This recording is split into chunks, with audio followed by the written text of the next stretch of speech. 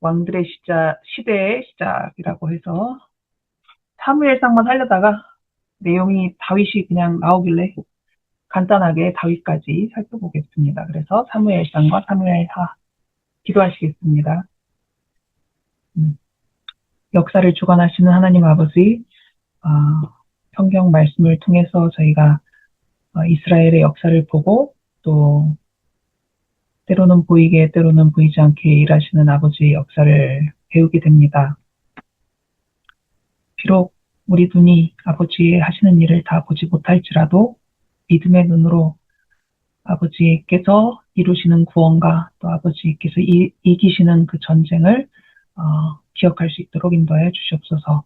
오늘 저희에게 필요한 것 이상의 지혜를 허락하여 주셔서 말씀을 통해 깨달아야 할 것들을 깨달을 수 있도록 또 기억해야 할 것들을 기억할 수 있도록 도와주시옵소서. 예수님의 이름으로 기도합니다. 자, 엄청 빠른 역사를 살펴보고 있는데 벌써 이만큼에 왔어요. 예, 물론 뒷부분으로 갈수록 역사가 더 자세해지니까 뒤에 부분을 얼마나 하고 끝날 수 있을지는 저도 잘 모르겠지만 예, 뭐 지도는 요만큼만 알고 계셔도 예, 이해하는데 무리가 없는 그런 시대입니다. 먼저 사무엘상을 살펴보면은요, 앞에 부분은 사사 엘리가 일하던 시대에 사무엘이 태어나고 어렸을 때 어떻게 이제 자라게 되고 이런 이야기들이 나오죠. 엘리를 사사라고 뭐 이렇게 많이 드러내진 않았지만 엘리가 제사장이자 대제사장이자 사사로 일했던 시대였습니다. 그리고 엘리가 대제사장이었던 그 시대에 한나의 눈물 흘리는 기도의 응답으로 하나님께서 사무엘을 태어나게 해주셨죠. 그 어린 사무엘을 엄마인 한나가 서원을 한 것을 지키기 위해서 어린 나이에 성소에 가서 살도록 이렇게 맡기게 되잖아요. 사실 잘 생각해 보면은 엘리 가문 사람들과 가까이 지낼 수밖에 없는 그런 상황에 사무엘을 맡기는 건데 어떻게 보면 교육적으로 되게 안 좋다라는 거를 왜 한나가 몰랐겠어요. 그 제사장들에 대한 소문이 다 있었을 텐데 그럼에도 불구하고 하나님께 서원했던 것이고 하나님께 맡기는 마음으로 아마 사무엘을 거기 맡기고 또 엄마는 더 열심히 기도하지 않았을까라는 생각을 합니다. 그래서 엘리 가문은 사실 여러 가지 면에서 실패를 했죠. 그리고 그렇게 되면서 오히려 사무엘의 봉사는 더 두드러졌던 것 같습니다. 사무엘이 나이가 들었을 때 이스라엘 사람들이 왕을 구하는 장면이 나오죠. 그리고 하나님께서는 사울을 초대 왕으로 이제 선택하셨습니다. 그런데 처음과 달리 사울이 점점 교만해졌고 불순종하는 모습을 이제 보이게 되죠. 그래서 사무엘상의 후반부는 계속 사울이 왕인 시절의 내용이긴 하지만 주인공은 거의 다윗으로 넘어가는 그런 분위기가 됩니다. 사울이 주어진 기회를 활용하지 못하고 계속 불순종함으로 인해서 하나님은 새로운 왕을 준비하셨죠. 그리고 그 다윗은 어린 나이였음에도 불구하고 필요한 일들을 해내면서 활약을 하고 백성들의 사랑을 받고 하나님의 총애도 받고 그것이 사울의 질투를 더 불타게 만들고 그래서 다윗은 도망자의 생활을 하게 되죠. 사무엘상의 끝부분은 사울의 죽음으로 이제 마무리가 됩니다. 그리고 사무엘 하는 유다의 왕이 됐던 다윗의 이야기를 시작합니다. 사울이 죽었다고 다윗이 전체 이스라엘의 왕이 바로 되진 않았죠.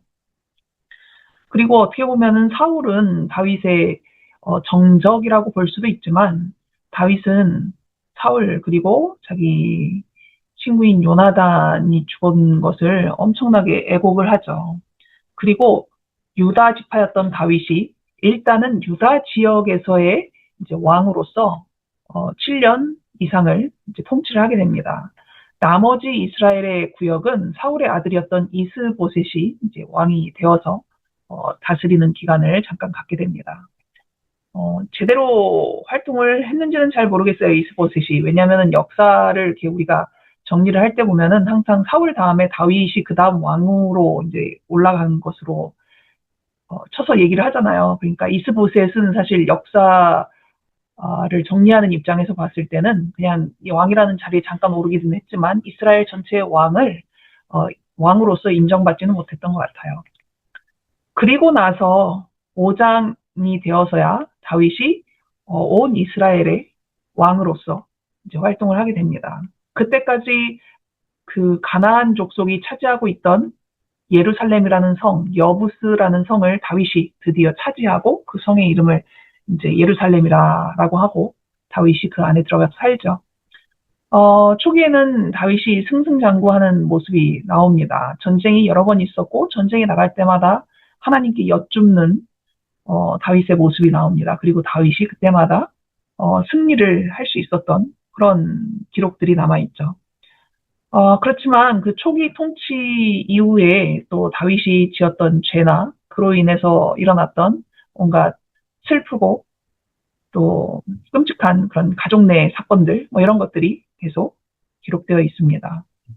그리고 사무엘 하에는 다윗이 쓴 어떤 시편 또는 그가 남긴 교훈 그리고 마지막 즈음에 다윗이 저질렀던 마지막 죄, 그래서 백성을 계수한 죄가 또 나오고 있습니다. 그렇게 해서 사무엘상과 사무엘하가 이제 대략적으로 볼 때 이런 구조로 되어 있고요. 우리가 지난번에 사사기를 공부했는데 사사기의 마지막 절이 이렇게 끝나죠. 그때 이스라엘의 왕이 없으므로 사람이 각기 자기 소견에 옳은 대로 하나님 말씀을 기준으로 옳고 그름을 따진 게 아니라 내 생각대로, 내 취향대로 뭐 이렇게 살았던 거죠. 그 결과를 여러분이 이제 기억을 하시겠지만 뭐 이스라엘 백성임에도 불구하고 집안에 우상을 만들어 드리는 사람들도 있었고 성적으로 되게 문란했던 그런 장면들이 보이기도 하고 레위인들은 다른 지파 백성들의 11금을 받아서 생활을 하도록 되어 있었는데 그렇지 않았기 때문에 레위인들이 소득이 없어서 방황하는 모습도 보였습니다. 게다가 율법을 가르쳐야 하는 레위인들도 여러 여인을 아내로 삼는 그런 장면들이 사무엘상까지 이어지고 있어요. 또한 제사장들마저도 여호와의 제사를 멸시하는 모습이 사무엘상에 드러나죠. 엘리의 두 아들들 특별히. 예. 그리고 주변 민족들은 이스라엘을 공격하고 괴롭힙니다. 사실 사사기에 이렇게 표현이 나와 있긴 하지만 왕이 없었다라는 표현이 나오긴 하지만 이 표현의 진짜 의미는 왕이 없었던 것이 아니라 하나님이 그들의 왕으로서 이스라엘 다스리는 것을 인정하지 않았다라는 의미죠. 자, 그런 중에 그래도 성전에 가서 기도를 하는 사람들이 있었는데 그 중에 한 사람이 이 한나라는 여인이었죠. 그 여인의 정말 간절한 기도 그리고 대제사장이 잠시 오해하긴 했으나 여하튼 대제사장의 축복을 받고 집으로 돌아간 한나는 아들을 낳습니다. 그 아들의 이름이 사무엘이죠. 그리고 그 사무엘을 자기가 서원했던 하나님께 약속했던 대로 이 성소에서 자라나도록 제사장에게 맡기는 그림이 이렇게 나와 있죠. 그리고 엘리는 자기 자녀들을 잘 간수하지 못하고 그 제사장이었던 자녀들이 전쟁에 나갈 때조차도 조심스럽지 못하고 제사를 멸시하던 그들이 결국 전쟁에 지고 죽임을 당하고 엘리도 그날 그 소식을 듣고 죽고 뭐 이런 일들로 엘리 가문이 끝나잖아요.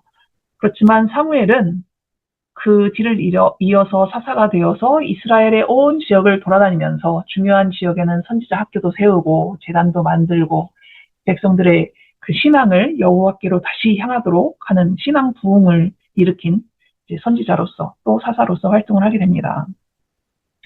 그런 사무엘도 이제 나이가 들었죠.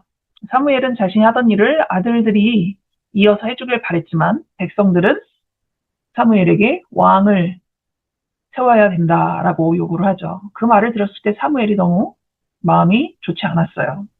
그 말 뜻이 무엇인지 알고 있었으니까. 그러나 그런 사무엘을 향해서 하나님이 이렇게 말씀하십니다. 백성이 너에게 한 말을 다 들으라.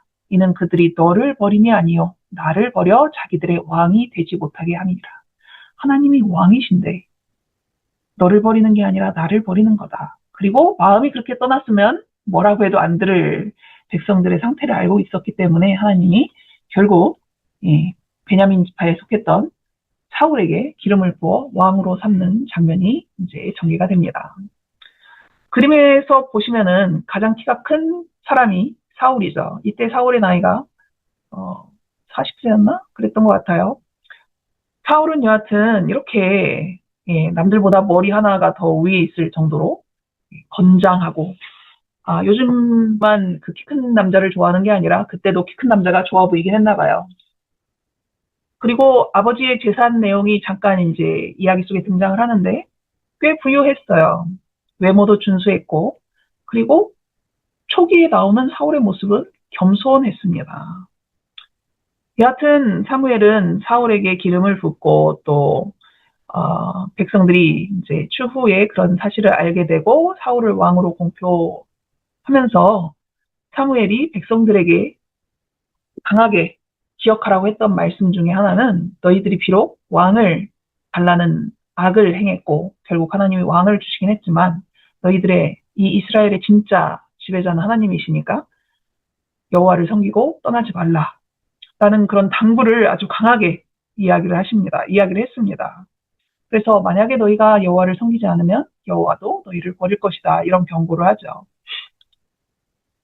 그런데 사울이 이제 왕이 되고 나서 여러 번 전쟁을 치르게 되는데 시간이 흐르면 흐를수록 점점 더 교만해지는 모습을 보이는 것입니다.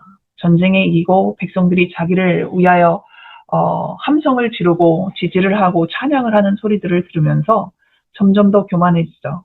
그리고 하나님이 선지자를 통해서 사무엘을 통해서 반드시 지켜야 한다라고 했던 것들을 지키지 않기 시작합니다. 심지어는 자기 스스로 제사를 드리려고 하는 그런 일들도 있었고 또 자기 스스로를 위해서 우상, 동상 같은 거를 세우는 그러한 이제 교만한 일들을 보이게 되죠.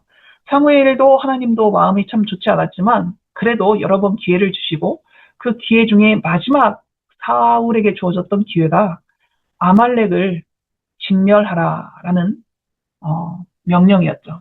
아말렉은 이스라엘이 출애굽 당시에 이유도 없이 제일 약한 부분을 공격했던 그 민족입니다. 하나님이 그때 모세와 여호수아에게 이제 기억하라고 했던 말씀 중에 이 아말렉과 영영이 싸울 것이다. 그렇게 하셨고 이 사울에게 그때 일을 기억나게 하면서 그들을 이제 완전히 진멸시키는데 사람도 남기지 말고 그들의 가축도 하나도 남기지 말라라는 명령을 하시죠. 근데 지금 전쟁이 끝난 상황에 사무엘이 사울을 방문한 장면입니다. 근데 짐승들이 남아있어요.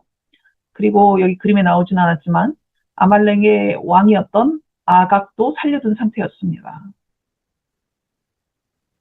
사울은 자신이 순종했다라고 하지만 부분적인 순종이었죠.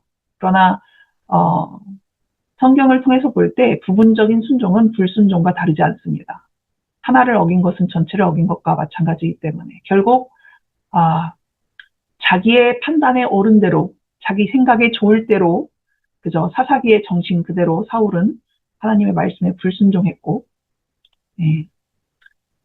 이렇게 변명을 하죠. 사무엘이 이렇게 꾸짖으니까 나는 실로 여호와의 목소리를 청종하여 여호와께서 보내신 길로 가서 아말렉 왕 아각을 끌어왔고 아말렉 사람들을 진멸하였으나 다만 백성이 그 마땅히 멸할 것 중에서 가장 좋은 것으로 길갈에서 당신의 하나님 여호와께 제사하려고 양과 소를 끌어왔나이다. 사울의 말을 들어보면은 회개는 없어요. 회개는 없고 또 이렇게 그 짐승들을 남긴 거에 대해서는 백성 핑계를 댑니다. 이런 말을 들었던 사무엘이 아주 유명한 말씀을 하죠. 여호와께서 번제와 다른 제사를 그의 목소리를 청종하는 것을 좋아하신 같이 좋아하시겠나이까. 순종이 제사보다 낫고 듣는 것이 순양의 기름보다 나으니 이는 거역하는 것은 점치는 죄와 같고 완고한 것은 사신 우상에게 절하는 죄와 같음이라. 왕이 여호와의 말씀을 버렸으므로 여호와께서도 왕을 버려 왕이 되지 못하게 하셨나이다. 그저 거역하는 것이 결국 우상 숭배와 같다, 점치는 것과 같다라는 표현이 나왔는데 사울의 마지막 장면을 보면은 그죠? 하나님이 온전한 회개를 하지 않은 사울에게 응답하지 않는 그 상태에서 사울은 결국 점치는 사람에게 갔잖아요. 결국 이렇게 다 연결이 되는 것 같습니다. 그리고 아마 이 마지막 사무엘의 말이 사울의 머릿속에 강하게 박혀 있었을 거예요. 왕이 여호와의 말씀을 버렸으므로 여호와께서도 왕을 버려 왕이 되지 못하게 하셨나이다. 이것 때문에 사울이 얼마나 괴롭고 미칠 지경이 되었는지 이제 그 후의 장면에서 나오게 됩니다. 하나님은 그래서 사울을 버리고 다윗이라는 새로운 왕을 선택을 하셨죠. 사무엘에게 가서 그에게 기름을 부으라, 새로운 왕에게 기름을 부으라 했는데 사무엘이 되게 겁을 냅니다. 사울이 알면 저 죽일 텐데요, 뭐 이렇게. 결국 사무엘이 은밀하게 이새의 가족을 방문하고 다윗에게 기름을 부을 때도 사실 가족들도 제대로 알지 못한 상황이었어요.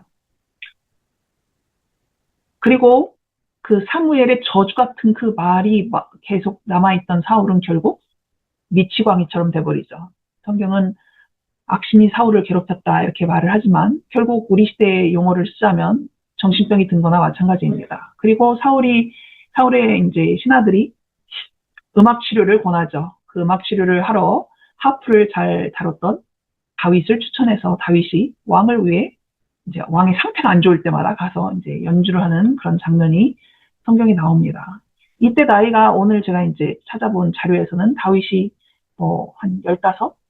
이 정도밖에 안 되었을 것이다. 뭐 이렇게 한 사람도 있고 어떤 사람은 17 이렇게 얘기한 사람도 있고 그런 것 같아요. 그리고 블레셋이 쳐들어옵니다. 그때 블레셋의 대표적인 장군이 골리앗이었죠. 이야기는 여러분이 잘 아실 겁니다. 다윗이 골리앗을 물리치고 승리를 하죠. 아무도 왕조차도 용감했던 왕의 아들도 나가지 못했던 그 골리앗 앞에 이 어린 소년 다윗이 그죠? 가서 중고등학생밖에 안 된 이 학생이 나가서 골리앗을 물리치고 승리를 거두는 장면을 보고 요나단은 다윗한테 폭 빠졌죠. 너무 좋은 거예요. 다윗의 그 용감함도 좋았겠지만 그 마음에 가지고 있는 그 신앙이 너무나 아름다웠던 것입니다. 요나단은 다윗을 그렇게 사랑하게 됐어요. 그런데 전쟁에서 돌아오는 길에 백성들이 칭송하는 소리가 사울을 자극했죠. 사울이 죽인 자는 1000, 다윗이 죽인 자는 10,000. 그 이후로 사울은 다윗을 질투하기 시작합니다. 그리고 저놈이 저렇게 인기가 솟아서 얻을 것은 결국 왕자리밖에 더 있겠나라는 결론에 이르면서 다윗을 죽이려고 여러 가지로 시도를 하죠. 하지만 다윗이 죽지 않죠. 다만 사울이 점점 미쳐가면서 자기를 죽이려 하는 시도가 눈에 보이면서 사울을 두려워해서 피하게 됩니다. 그러나 그 와중에도 요나단은 다윗을 찾아와서 둘 사이에 영원한 언약을 맺게 됩니다.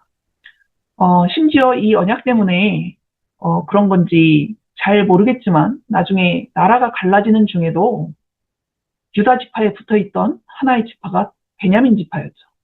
어떻게 보면은 유다 지파와 베냐민 지파는 역사적으로 볼 때 나라가 갈라지면은 처음에 딱 깨질 수밖에 없는 관계잖아요. 베냐민 지파의 왕을 유다 지파가 누르고 왕이 된 것처럼 보이는 그런 상황이니까. 그렇지만 희한하게도 나라가 갈라질 때 베냐민 지파는 유다 쪽에 붙었죠. 어쩌면 다윗과 요나단의 이 맹세가 그렇게 이어지고 있는 건지도 몰라요. 그리고 10년을 넘는 시간을 사울은 다윗을 추격합니다. 잡아서 죽이려고. 다윗은 사울을 죽일 수 있는 아주 절호의 기회가 2번 이상 주어졌음에도 불구하고 사울을 죽이지 않았죠. 하지만 사울은 마지막 순간까지 다윗을 죽이지 못해 안달이었습니다.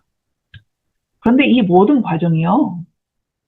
10년 이상 기름 부음을 받은 다음에 거의 15년 정도 사울의 질투를 받고 도망다니고 그러는 과정이 다윗을 왕으로 선택해서 훈련시키시는 하나님의 계획 속에 있지 않았나라는 생각을 하게 됩니다. 아주 어린 나이에서부터 왕궁을 출입하고 왕이 가진 그 스트레스 뭐 이런 것들을 직접 보고 그 왕궁에서 지켜야 할 법도가 무엇이고 이런 것들을 아마 볼 수 있었을 것이고 직접 백성들 사이에 출입하면서 그잖아요. 사울이 다윗을 죽이기 위해서 참 여러 가지 일들을 시키는데 다윗이 그 모든 일들을 잘 해냈단 말이에요. 그리고 이제 이 지도가 뭘 나타내냐면은 다윗이 사울을 피해서 도망다닌 길들이거든요. 뭐 꼼꼼하게 다 그려진 것인지 정확한 것인지는 모르겠지만 일단 보시면은 이 유다 지역과 이스라엘 지역의 여기저기를 이동을 했었다라는 것을 알 수 있죠. 그만큼 다윗은 나중에 자기가 치리하게 될 이 나라의 모든 지역들을 훨씬 더 살펴볼 수 있는, 자세히 살펴볼 수 있는 기회, 그리고 백성들의 삶이 얼마나 힘들고 또 억울한 사람들이 얼마나 많은지 이런 것들을 살펴볼 수 있는 기회가 되었던 거죠. 그렇게 하나님은 다윗을 왕으로 훈련을 시키셨죠. 제가 이미 설명을 다 했으니까 넘어가죠. 그리고 마지막, 사무엘상 마지막에 보면은 길보아 전쟁이라는 것이 나옵니다. 사울이 많이 불안했죠. 그래서 어떻게 하면 하나님의 음성을 들을까 여러 가지로 고민도 하고 방법도 찾아봤는데 뭘 해도 하나님의 답이 없는 것입니다. 그래서 결국 아까 말씀드렸다시피 점치는 여인에게 가서 이제 오늘날로 얘기하자면 쉽게 말하면 강신술이라는 것이 이제 성경에 여기에 등장을 하는 거죠. 귀신을 불러내서 사무엘을 불러내고 사무엘이 이제 하는 말을 듣게 되고 더 궁지에 빠지게 되고 결국 사울은 그 전쟁에서 죽게 되고 요나단도 같은 날 전사를 하게 됩니다. 그렇게 해서 다윗이 헤브론이라는 유다 지역에서 왕으로 즉위를 하게 됩니다. 유다 지역만 다스리는 왕이었어요. 거기서 무려 7년이라는 시간을 보냈고 그 당시에 사울의 왕 이스보셋이 나머지 이스라엘 지역의 왕으로서 다스리는 시간을 보내게 됩니다. 하지만 그 시간이 지나고 사울의 그 군대 장관이었던 장군, 그런 사람들이 다윗과 왕래도 하고 이런 여러 가지 일들이 있은 다음에 이스라엘이 전체적으로 다윗에게 왕이 되어 달라는 그러한 분위기가 형성이 되고 이스라엘이 예루살렘을 차지하고 그곳에서 왕으로서 즉위를 하죠. 그리고 전쟁을 참 많이 했어요. 많이 했는데 신기한 것은 전쟁에 나갈 때마다 다윗은 하나님께 물어봅니다. 그 누구보다도 용감했고 또 지략도 뛰어났을 것 같은 다윗이지만 전쟁에 나갈 때마다 하나님께 어떻게 하면 좋겠습니까? 전쟁을 해야 됩니까? 말아야 합니까? 전쟁을 해야 된다면 제가 어떤 방법을 써야 합니까?를 계속적으로 물어보는 장면이 되게 인상 깊게 남아 있습니다. 그리고 하나님은 그런 다윗이 계속 승리하게 도와주시죠. 그리고 또 다윗이 했던 일 중에 하나는 제사장 엘리 시대에 빼앗겼던 법궤, 그리고 성소로 돌아오지도 못하고 애매한 곳에 머물러 있던 법궤를 자신의 궁전이 있는 예루살렘으로 이전하는 작업을 하죠. 그리고 요나단을 사랑하는 그 형제 같았던 요나단을 기억해서 요나단의 아들 무비보셋, 장애인이 된 그 아들을 선대하여 왕자들처럼 대우를 해줍니다. 이렇게 다윗의 선한 모습이 쭉 나오다가 중간부터는 다윗의 죄, 이런 것들이 이제 기록되어 있죠. 사울도 완벽하지 않았지만 다윗도 완벽하진 않았어요. 남의 여자 밧세바를 범하고 그 여자의 남편 우리아를 살해했죠. 심지어 이 우리아는 출신은 이방인이었는데 다윗과 다윗의 하나님이 좋아서 쉽게 말해 자기 국적을 바꾸고 다윗 밑에 와서 장군이 된 사람인데 그런 사람의 아내를 빼앗고 살해를 한 것입니다. 이 일로 인해서 결과적으로는 다윗은 네 아들을 잃게 되죠. 그 중에 하나 가장 끔찍했던 사건들이 일어났던 것은 어쩌면 압살롬의 반역이었을 거예요. 그죠? 네, 아버지의 자리를 빼앗고 아버지를 죽이려고까지 했으니까. 그런 일들이 나온 다음에 다윗이 마지막으로 저질렀던 실수는 백성을 계수한다라는 표현이 나오는데 이것이 문제가 된 이유는 백성을 계수한 이유입니다. 다윗은 자기의 나라가 이스라엘이 더 강해지기 위해서 군대가 더 강해져야 된다라는 생각을 하게 된 거예요. 그러려면 군인이 얼마나 많은지, 군인으로 부를 수 있는 사람이 얼마나 많은지를 해봐야 되겠다라는 생각까지 이른 거죠. 그러나 사실 아까도 말씀드렸다시피 다윗이 그 많은 전쟁에서 승리할 수 있었던 비결은 다윗이 훌륭한 군인이어서가 아니라 하나님께서 이기게 도와주셨기 때문인 거죠. 다시 말해서 다윗이 군인의 수를 헤아리기 위해서 백성의 수를 세어보라고 했던 것은 그의 믿음이 그만큼 흔들렸고 불신과 불안함 속에서 저질렀던 죄였다는 것을 알 수 있죠. 이런 것들을 보면은 참 사울 못지않게 다윗도 죄가 많았구나 라는 것을 알 수가 있습니다. 그런데 이 그림의 장면이 뭘까요?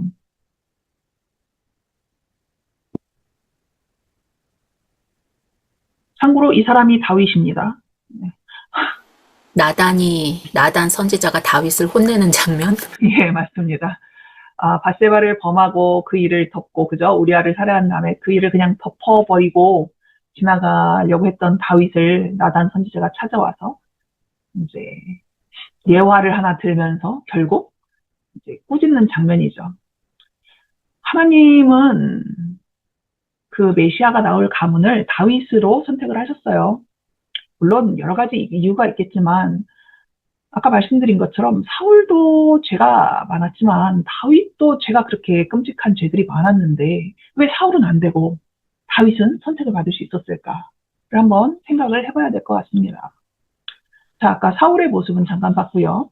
사무엘하 11장에 보면은 이런 이야기가 나옵니다. 왕들이 출전할 때가 되네. 그러니까 이거는 전쟁의 시기가 됐는데 그때 대체로 왕들이 다 나가서 싸우는 시기였다라고 얘기를 하는데 다윗이 안 나갔어요, 전쟁에. 다른 나라는 왕이 나왔다는 얘기예요. 그죠? 근데 다윗이 안 나갔어요. 뭐 몸이 안 좋을 수도 있고 이제 다윗도 나이가 어느 정도 들어서 뭐 그럴 수도 있겠다라고 생각할 수 있어요. 그렇지만 만약에 다윗이 정신이 온전했다면 자기가 전쟁에 나가지는 못해도 어떻게 하고 있어야 돼요? 예루살렘에서 전쟁 소식에 귀를 기울이고 열심히 기도하였더라 뭐 이런 장면이 나와야 되는데 다윗은 예루살렘에 그대로 있고 2절에 보면은 저녁 때에 다윗이 그의 침상에서 일어나 아침에 안 일어나고 저녁까지 잤는지 아니면 오후에 잠이 들어서 저녁에 일어났는지는 알 수 없지만 뭐 늦잠을 잤든 낮잠을 잤던 지금 상황이 그럴 상황은 아니다라는 것을 알 수 있죠. 지금 자기 부하들이 목숨 걸고 나가서 싸우는 때예요. 그런데 또 어슬렁어슬렁 옥상에 올라가더니 어떤 여인을 보고 마음이 훅 가버립니다. 그리고 그 여자가 누군지 알아봐라. 했더니 보고하는 사람이 햇사람 우리아의 아내 밧세바다라고 대답을 했으면 다윗이 아이고 유부녀였네.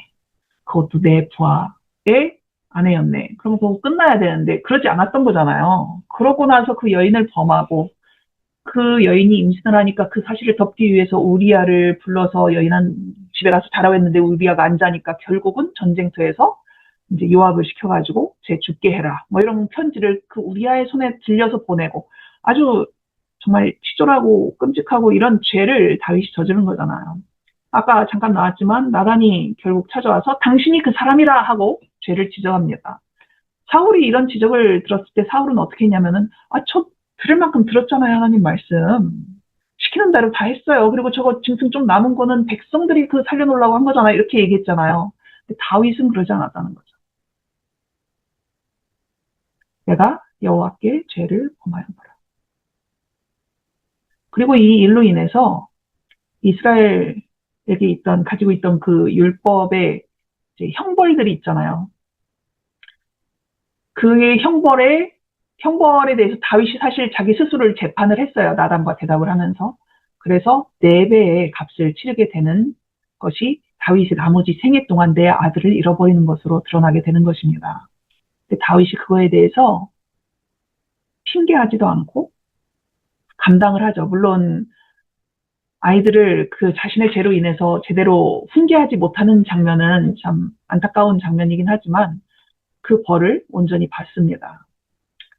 사무엘하 7장 16절에 보면은 하나님이 다윗에게 이런 말씀을 하시죠. 너의 집과 너의 나라가 내 앞에서 영원히 보존되고 너의 왕위가 영원히 경고하리라. 이 말씀을 하셨다는 것은 다윗이 안 죽는다는 뜻이 아닌 거잖아요. 그죠? 다윗으로부터 메시아까지의 족보가 이어질 것을 약속하시는 장면입니다. 사람은 그 누구도 영원하지 않지만 하나님이 사람으로 오셔서 메시아가 되실 때 그분은 영원한 분이시니까. 그런데 우리가 지난번에 사사기와 룻기를 같이 봤는데 룻기의 마지막에 이런 족보가 나오잖아요. 살몬은 보아스를 낳았고 보아스는 오벳을 낳았고 오벳은 이새를 낳고 이새는 다윗을 낳았다. 지금 룻기가 기록된 이유 중에 하나가 그 유다 지파에서 다윗이 나기까지 연결고리를 보여주기 위함이라는 것을 알 수가 있죠. 이 살몬의 아내는 누굴까요? 그죠, 라합이죠. 예. 그래서 여호수아서에 나왔던 그 여인 라합, 룻기에 나왔던 이 사건, 사실 물론 갈렙이 유다 지파긴 했지만 갈렙은 또 메시아 족보에 들어가진 않거든요. 그러니까 사실 그 족보가 하나님이 계획하신 것이 어떻게 이어지는지 사사기와 그 부분만 보면은 아이고 다 망가진 것 같고 뭐 유다 지파는 어떻게 돌아가는지 훌륭한 사람도 안 나온 것 같고 그런데 룻기와 그 다음에 여호수아서에 나왔던 라합과 이렇게 연결이 되면서 결국 다윗이 이 가문에서 나오는 이야기가 룻기를 통해 그리고 사무엘상 하를 통해서 연결되고 있다라는 것을 이제 보여주고 있는 것입니다. 근데 사실 야곱이 얼마나 알고 예언을 했는지는 모르겠지만 야곱이 12아들에 대해서 예언을 할 때 이미 그 이야기가 나왔죠. 귤가 유다를 떠나지 아니하며 통치자의 지팡이가 그 발 사이에서 떠나지 아니하기를 실로가 오시기까지 이르리니 그에게 모든 백성이 복종하리로다. 실로가 오시기까지 이 말인 예수님이 오시는 것을 나타내는 표현입니다. 결국 우리 눈에는 잘 보이지 않는 어떤 역사들 속에서 하나님은 계속 족보를 이어가고 계셨던 거죠. 그 성경의 기록들을 보면은 인간의 불완전함이 계속 반복이 되고 있어요. 어쩜 저럴 수가 있나 싶은 모습. 그리고 저기서 어떻게 선한 사람들이 살아남을 수 있었을까. 뭐 이런 생각도 들기도 하고. 그런데 정말 그냥 신락 같은 어떤 희망 같은 그런 사람들 이야기가 중간중간에 하나씩 나오는 것 같은데 그들을 통해서 하나님은 계속해서 구속의 계획을 진행시켜 가시고 그들의 족보를 통해서 메시아가 나올 그 길을 계속 이어가고 계셨던 거죠. 인간의 불완전함과 하나님의 완전한 구속의 경륜이 되게 대조적으로 나타나는 것을 볼 수 있습니다. 그러면서 역시 사람이 이룬 역사가 아니라 하나님께서 이 일을 이렇게 이루어 가고 계셨구나. 그리고 지금도 그러시겠구나라는 것들을 생각할 수 있게 해주는 것 같습니다. 일단 기도하실게요. 아버지 하나님의 놀라운 역사의 장면을 다시 한번 보게 됩니다. 사람의 눈에는 보이지 않지만 아버지께서는 아버지의 계획하신 대로 역사를 이어가고 계시고 아버지의 계획을 이루어가고 계셨습니다. 그리고 지금 우리 눈에 보이지 않는 많은 것들이 있을지라도 그 모든 것이 아버지의 주권 아래에서 이루어지고 있다라는 것을 저희로 기억하고 믿게 하여 주시옵소서. 우리의 구원을 이루시는 아버지의 그 사랑과 능력을 의지하고 우리의 영혼을 아버지께 맡길 수 있도록 인도하여 주시옵소서. 예수님의 이름으로 기도합니다.